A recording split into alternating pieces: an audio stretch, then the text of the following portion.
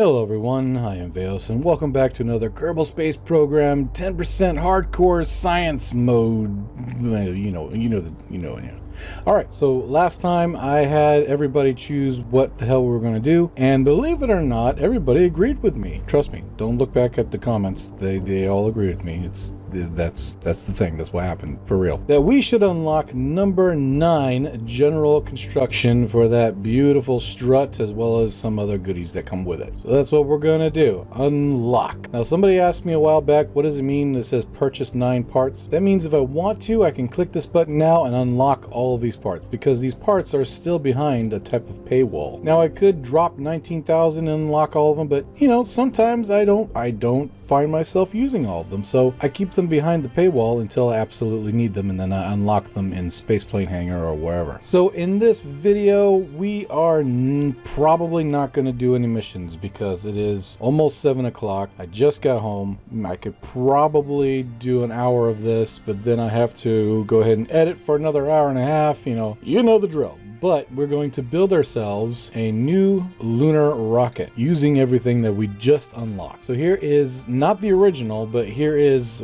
our... Wait, do I have the original? No, I do not. Okay. If you want to know what the original looked like, there was several KSP videos ago. So this was the second version. Basically 3 stages. Your first stage, second stage, and then third. But we didn't have any struts. So all of this is connected to a tiny little point up here. So you can imagine the wobble that this thing would create if it wasn't for these modular girders and radio mounted drag chutes that are actually attached to the center fuselage to try to keep everything in. It's a horrible workaround for struts, but it works. Not all the time, but it works. But now that we have struts, oh, we can go a little bit smaller on this and perhaps even make the actual lander itself a little bit bigger. Veos, why do you always build big, giant, super duper huge ships? Well, because we're actually going for reusability eventually this whole thing will be one rocket. It'll get this up there and then it'll return safely back to Kerbin, and then this will make the journey there and back in one piece eventually. So I want to make sure that this craft has a lot of fuel to be very capable, but at the same time come back to Kerbin in one piece. Okay, so this was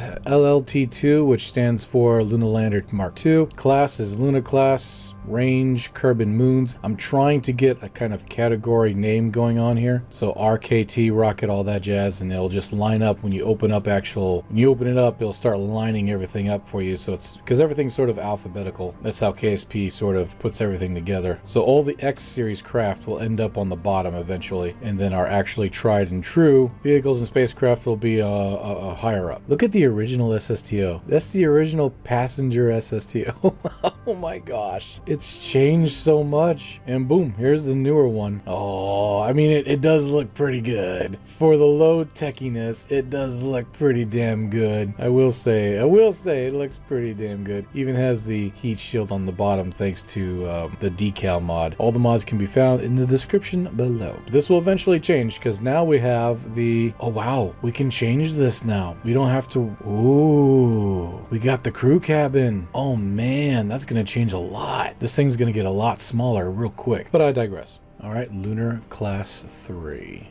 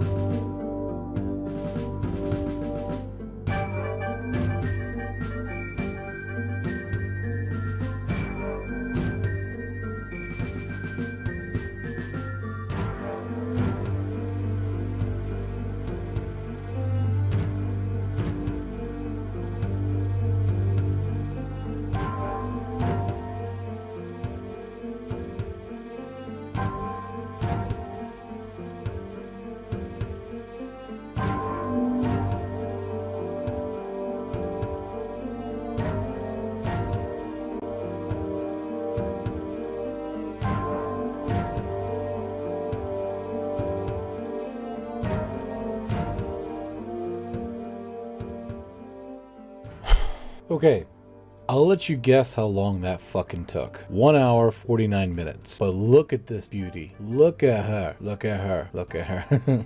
And it's designed to be fully reusable. The first stage is designed to be fully reusable, and the second stage is not fully reusable yet. Think of it as a fully reusable concept attempt prototype, because these back tanks right here are designed to be used up and then drop. And the only reason why I have them like that is because the last time we were trying to get through the atmosphere, I thought we were completely out, but we weren't, and the lander ended up flipping around, if you guys can remember from the last time. So keeping these on here will allow us to avoid that if ever we're still in the atmosphere, just enough to where if these weren't here, this would try to flip around. I purposefully have it so that most of the drag is up here, so that when we come back, it goes in ass first. In the future, we'll figure something out to where we won't have to have these as throwawayables, but until then they're gonna be, you know, throwawayable. That's why I made them orange with little stripes and everything else, as in these are junk tanks, they're meant to be thrown away. I really want to give it a shot. I mean, it's been almost 2 hours, but I really want to give it a shot. Oh, should I give it a shot? Oh, should I test it? Oh man, everybody's there, everybody's ready to go. I would hate to waste, you know, I'd hate to waste this moment. I would really hate to. Okay. Yeah. In 5, 4, 3, 2, 1. Please don't die.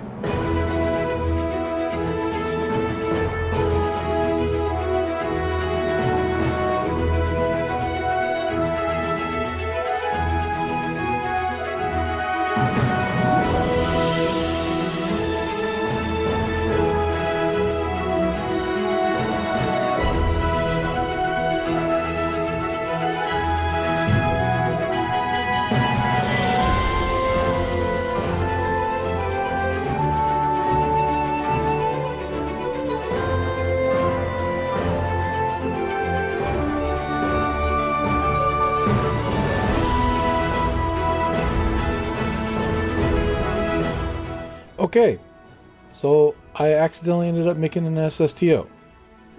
Cool, but we'll save the excess fuel in here for the landing, and we'll separate now. So that is in orbit. We'll go ahead and bring down this guy if we can. I have no idea. Here we go. To be honest, in future versions, I think I need to go ahead and have fuel priority a little different, because actually this is, oh no, if that's 0, oh no, I think this took fuel from the lander. We're gonna have to check. Fuck.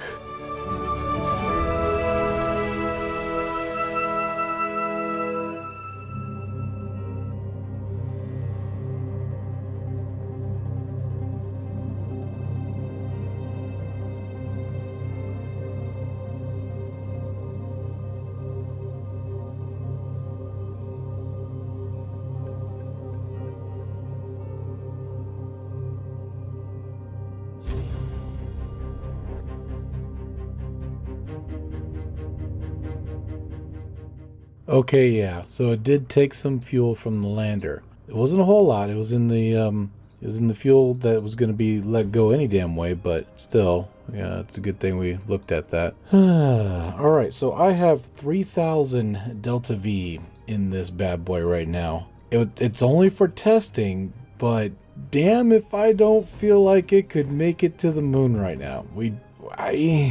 Oh man, I don't know. I don't know. It needs to be tested. It needs to be, you know, driven a little bit.